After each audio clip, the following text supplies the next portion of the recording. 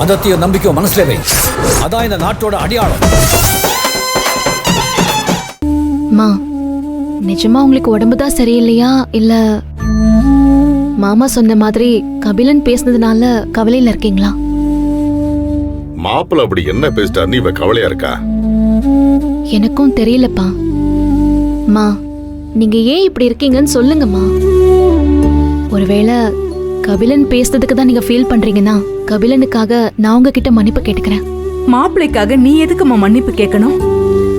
நீ ஏன் பொண்ணுடா, தெரிஞ்சும் கூட உன்னால மத்தவங்களை கஷ்டப்படுத்த முடியாதுடா.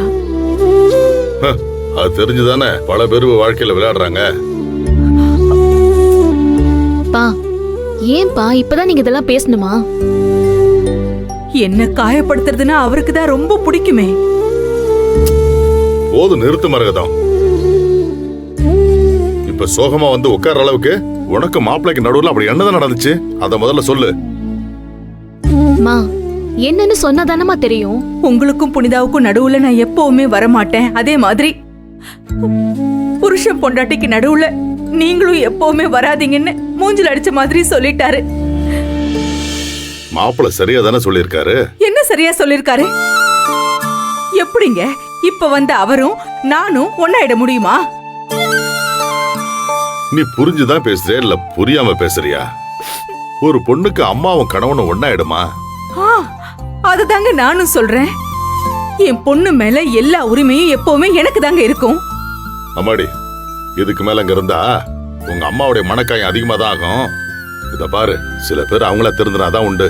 நான் வெளியில போயிட்டு வரேன், தலை வலிக்கிற மாதிரி இருக்கு. அப்பா, நீங்க போங்கப்பா, நான் பேசிக்கிறேன்.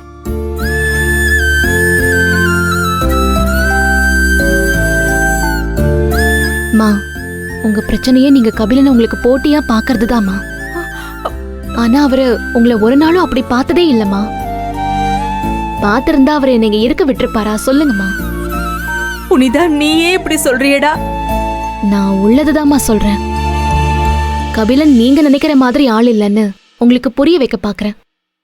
எனக்கு எதையுமே புரிய வைக்க வேணாம்.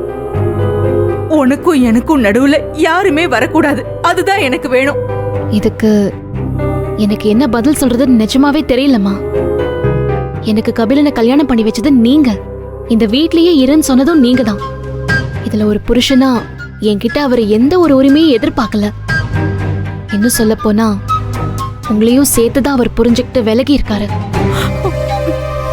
இந்த நிலைமையில அவர்கிட்ட நான் என்னம்மா சொல்ல முடியும்? நீங்க தாம்மா உங்களை மாத்திக்கணும். நான் தான் மாத்திக்கணும்னா உங்க விஷயத்துல எதுலயுமே அம்மா தலையிடக்கூடாது, அப்படித்தானே சொல்ல வர?